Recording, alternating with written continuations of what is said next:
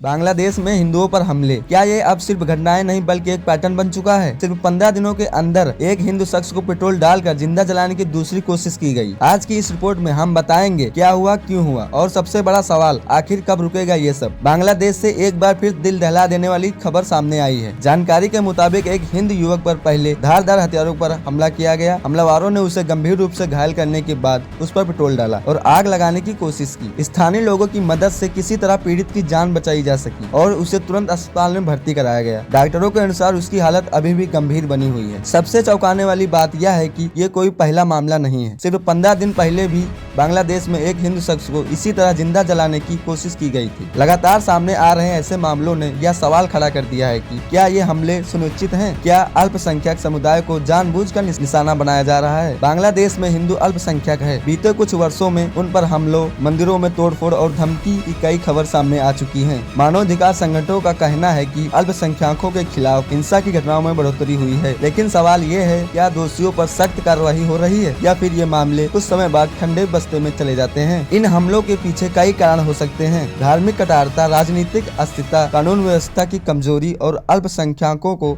डराने की कोशिश। जब किसी समुदाय को बार बार निशाना बनाया जाता है तो उसका असर सिर्फ एक व्यक्ति पर नहीं पूरे समाज पर पड़ता है। सबसे बड़ा सवाल यह है कि क्या अंतर्राष्ट्रीय समुदाय इन घटनाओं पर पर्याप्त ध्यान दे रहा है? मानवाधिकार की बातें करने वाले देश क्या इस मामले में भी उसी गंभीरता से आवाज उठाएंगे या फिर ये खबर कुछ दिनों में भुला दी जाएगी? बांग्लादेश में हिंदू शख्स को पेट्रोल डालकर जलाने की कोशिश सिर्फ एक अपराध नहीं है, ये मानवता पर हमला है। जब तक दोषियों को सजा नहीं मिलेगी तब तक ऐसे मामले रुकेंगे नहीं। अब सवाल आपसे है, क्या अल्पसंख्यकों की सुरक्षा सिर्फ कागज तक सीमित रह जाएगी या फिर सख्त कदम उठाए जाएंगे? अपनी राय कमेंट में जरूर बताएं ताकि ये आवाज दूर तक पहुंचे।